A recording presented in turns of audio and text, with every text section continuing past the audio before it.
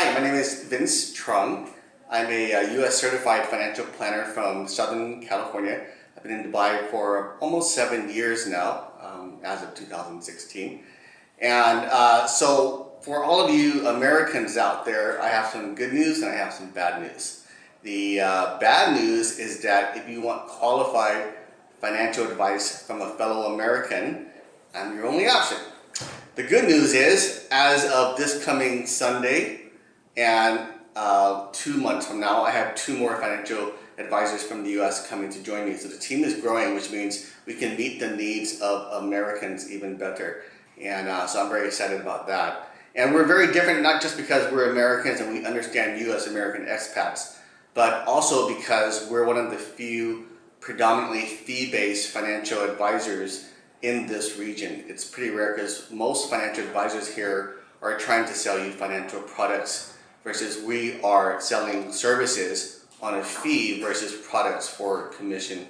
And the other thing that I would say is very different is that we are not just simply peddling financial products. We are asset managers with a clearly defined investment philosophy and investment process. And again, most financial advisors don't really even get into that. They sort of farm that out to someone else. So we manage assets ourselves.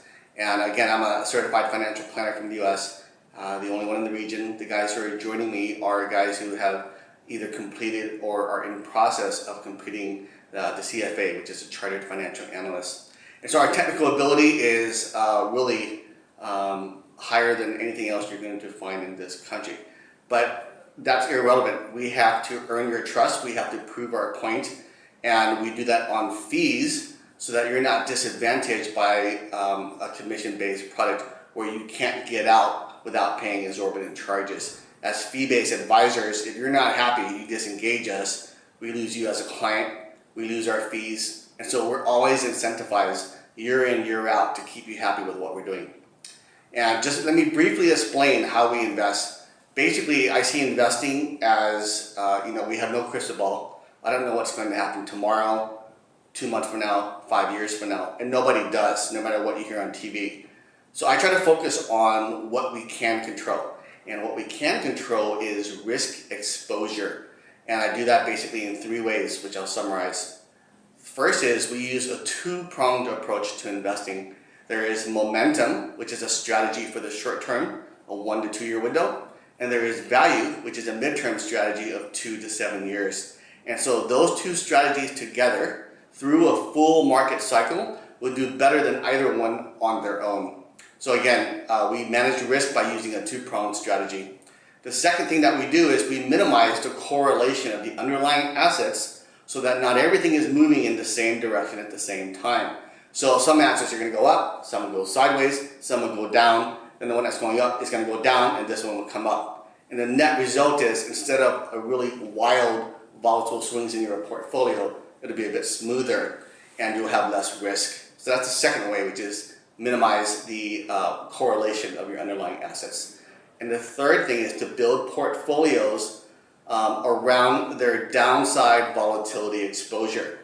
What I mean by that is most people hate losing money more than they like making money. The pain of losing is more painful than the joy of making money. And that's called loss aversion. And because of that, we know that people don't want to see big losses in difficult times. But mathematically, if you lose 10% in your portfolio, to get back to where you were, you only need an 11% return. But if you lose 30%, you need a 42.9% return to make up a 30% loss. That's a 13% difference. Therefore, big losses have exponential negative impacts on your portfolio and take a long time to recover from. Therefore, when we build a portfolio, we're building it around things like a Sortino ratio, downside capture ratio, which are measurements to give us a sense of how much performance will we get for the amount of downside volatility or losses that we are exposed to. So that's the third way, minimize the downside volatility.